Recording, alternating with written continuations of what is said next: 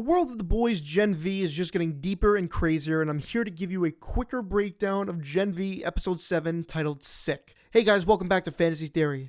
I'm sorry I didn't get this video out sooner, but hey, better late than never. With episode 8 coming out tonight, and I believe is the big finale, I have a lot of theories and things to discuss, so let's just jump right into the world of Gen V. It starts off in the woods and we see how terrible the virus has become. They are testing it on these other soups and we see that one has been extremely infected. That was just hard to watch, I have to say. Dr. Cardosa explains that the virus is only contagious by direct contact of bodily fluids, and Dean Shetty is not happy with that, wanting it to be airborne. We'll learn soon Shetty's motivation for hating soups, which, we kind of called in the previous video, I might add. But that's not the point. However, we hear that the woods may have not been on Vaught's radar, meaning Shetty has been doing this research on her own without the approval from Vaught. Which makes sense, but also kind of doesn't. Like, why would they want a disease to kill soups, but on the other hand, having a disease that can kill soups would be extremely helpful for Vaught, so I'm kind of torn what to believe here. Shetty kind of blackmails Cardosa, or should I call him by his first name, Edison, like she does, saying if he goes to Vaught to tell him about this virus that he created, they won't like it.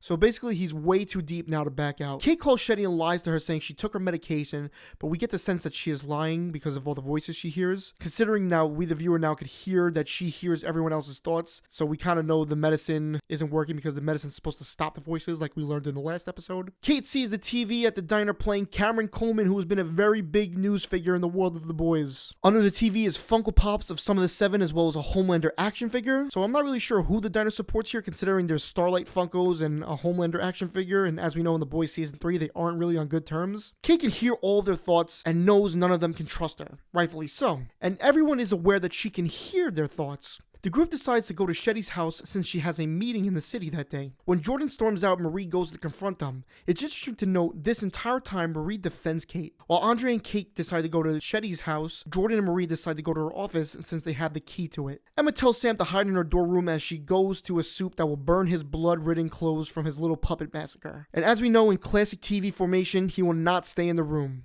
But we'll get to that. Jordan and Marie investigate Dean Shetty's office when we get a huge reveal. I absolutely love this connection here. Marie finds the file with Flight 37, the same flight from The Boys Season 1 that was hijacked by terrorists, and Homelander refused to save the people on the plane after killing the terrorists. This is actually where her daughter Lily and her husband Paul died, but Vaught covered it up saying that Homelander couldn't get there in time. I want to know how Shetty figured out it's Homelander. Did somebody tip her off, or did she just figure it out? My theory is it's possible Maeve sent her the footage. As we know, she tried to blackmail Homelander in Season 2 with the footage, so she may have sent it out to Shetty, but I'm not exactly sure. A drunk Cardosa comes stumbling in to drop off papers to Shetty that we don't exactly see what they are. Maybe we'll get to that in the next episode. And of course, he had to pee in the liquor. Honestly, I pray we get a scene of someone taking a sip of that in the next episode. I just think it would be hilarious. Shetty's big meeting was with Grace Mallory, a big character in The Boys that's had a history with soups as well. Last we saw her was in Season 3 with Soldier Boy in captivity. Shetty tries to get her on her side, but it does not go as planned when Mallory is against what she is doing, even taking a dig at Butcher, saying that this rage consumes someone and it's not worth it. Shetty storms off and we see Mallory was recording the whole conversation or was on the phone with somebody. We don't exactly know who she's on the phone with. My guess could be Butcher, maybe Huey, someone from The Boys.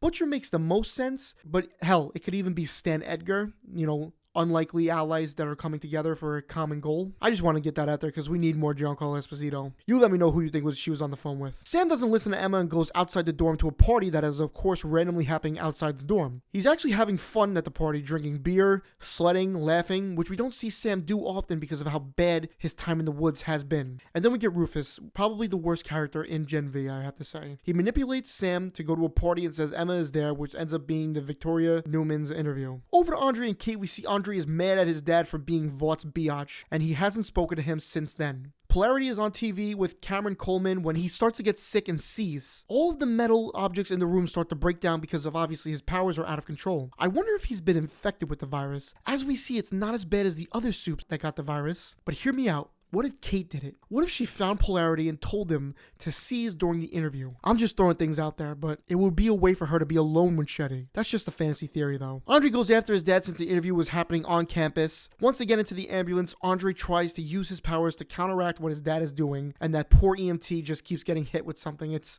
honestly very frustrating. Also, Emma realizes Sam is gone and asks Sloan and Maverick if they've seen Sam. Another instance, this llama soup and Maverick are together. I wonder if they're a thing or like what really they're situation is. Sam and Rufus are in the town hall meeting where Coleman is now moderating. Coleman grills Newman, saying she doesn't do anything when Supes go rogue, bringing up Storefront, Soldier Boy, and the incident with Homelander. Rufus and the other supporters claim people are not their peers and that Supes are superior, kind of infecting the mind of Sam. But I really hate to see that it's working. Outside, Jordan jeopardizes her 5 rank and starts a fight with all the protesters. This was basically so Marie can sneak in and get to Newman. Their plan is to get the word out to the woods, and they think if the senator says it, people will believe the senator more than them 2 random students at Godolkin. As all hell breaks loose, Emma finds Sam throughout all this. He's more into what Rufus has said to him. Says it was awesome to hang out with Supes like him. Obviously, he's never experienced that and he's not used to this, so we have to cut him some slack, but it's very frustrating to see Rufus's comments keep lingering on Sam's mind. Like, I don't want to see this heel turn, you know, I want to see Sam succeed. Sam is arguably my favorite character in the show. Dean Shetty comes back and sees Kate in the dark, noticing her gloves are off. She says it's basically over and Shetty pleads that she loves her like a daughter. We don't hear her thoughts like how we did earlier, but I believe that's on purpose. Something seems off in this exchange. Shetty almost looks relieved when Kate says that Shetty is telling the truth, that Shetty wants to be there for Kate. I'm not buying into this. She is onto something. Kate lays her head on her lap and Shetty looks beyond relieved, like something she did was working on Kate. Newman reveals to Marie that she has the same powers as her. Pretty big reveal considering we only thought her powers was to pop people's heads. This might mean soon, maybe the finale, Marie will be able to do the head popping powers as well. Newman tells Marie to drop what she's doing and go to become the first black woman in the 7, where the real power is. She tells Marie she'll handle the woods when Marie gets a text from Kate to go to Shetty's. Actually, they all get a text to go to Shetty's. Everyone goes except Andre, who stays with his dad. But something is up, because now Shetty is confessing, saying she wants them all dead because of Homelander. Homelander let her husband and daughter die. It's a weird change up from a few scenes ago where they were sympathizing with each other and now they're enemies.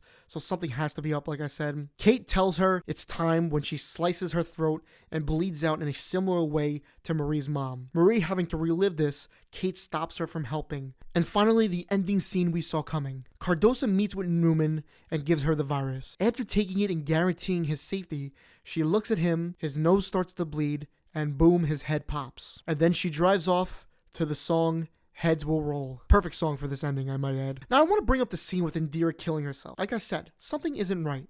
I believe they're faking this event, faking her death, considering this was such a big switch from the scene a few scenes ago when she was lying in her lap. Huge heel turn, and I just don't believe Kate is to be trusted still. And also, what is Newman going to do with this virus? Perhaps a way to combat Homelander? I'm not sure, but I believe Homelander, Butcher, or even Huey will be in the last episode. Perhaps a quick cameo, or maybe something even bigger. I'm not 100% sure. Anyway, we'll get that answer in a couple hours from now. Let me know what you thought of this episode, what you hope to see in the finale. I hope you enjoyed this quick breakdown. I wanted to get it out before the new episode, that's why it's a lot quicker than usual. Please like and subscribe. I'll see you all in the next one. Have an incredible night.